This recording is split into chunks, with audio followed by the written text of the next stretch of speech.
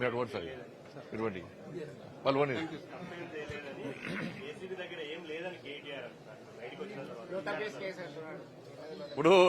ఇప్పుడు రాష్ట్ర ముఖ్యమంత్రికి ఏదో అంతకుముందు కసి ఉండే రాష్ట్ర ముఖ్యమంత్రి గారికి ఉందనుకోండి అయితే వీళ్ళిద్దరు ఒక్కటైనా డౌట్ వస్తుంది. రాష్ట్ర ముఖ్యమంత్రి కేటీఆర్ ఒక్కటైనా డౌట్ వస్తున్నది.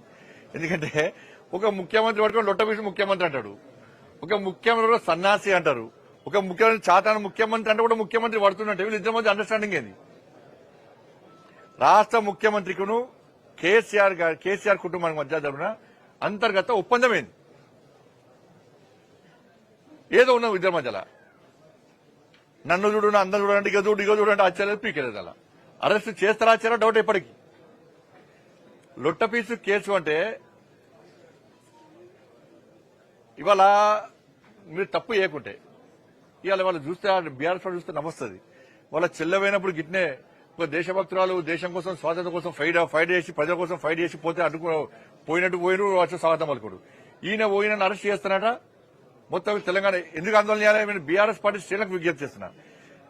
మీ నాయకుడు ప్రజా సమస్యల మీద ఓలేపోతలేడు. ఆయనకు స్వాతంత్ర సమరయోధుడు కాదాయనే, ప్రజా సమస్యలు కొట్లాడిన నాయకుడు కాదు. ఆ విషయంలో జైలు పోతాడు, అవినీతి ఆరోపణ జైలు పోతున్నాడు. ఆయన సమర్థిస్తే మీరు కూడా అవినీతి పడలేకపోతారు. ముద్రపడితే ఫ్యూచర్ లో నేను కూడా ఒక అవినీతి పనులు సమర్థించిన ఆరోపణలు వచ్చినప్పుడు ఊకే బీఆర్ఎస్ జల కడిగిన ముత్తులక బయటకు వచ్చాక మాట్లాడు. ఇప్పుడు కనీసము దాని మీద మాట్లాడే ముందు ఇవాళ నువ్వు కనీసం కేబినెట్ అనుమతి లేకుండా అన్ని కోట్ల రూపాయలు ఏ విధంగా చెల్లిస్తావు? ఎవరైనా చెల్లించినావు?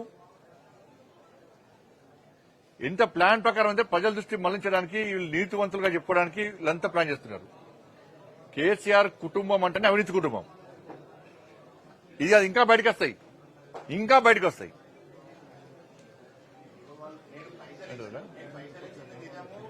700 కోట్ల లాభాలు వచ్చినాయి. ఎట్లా వచ్చినాయి లాభాలు చెప్పాలి? పరిస్థితి లాభాలు చూపెట్టు. 700 కోట్ల రూపాయల లాభాలు చూపెట్టు, మరి లెక్క చూపెట్టు. 700 కోట్ల రూపాయలు ఎక్కడ లాభాలు వచ్చినాయో నువ్వు చూపెట్టాలా? ప్రజలు వివరించు. ఏ అకౌంట్లో పైసలు అవి ఎవరికి ఇచ్చినావు? 700 కోట్ల రూపాయలు దొబ్బిపోదామని ప్లాన్ చేసిండు. 700 కోట్ల రూపాయలు దొబ్బిపోదామని ప్లాన్ చేసిండు. ఇలా మళ్ళా ఏం చెప్తున్నాడు? 700 అది కుదరలే కాబట్టి ఇప్పుడు 700 కోట్ల లాభం వచ్చింది. మళ్ళా దానికి ఒక వక్ర భాష చెప్తున్నాడు ఇవాళ.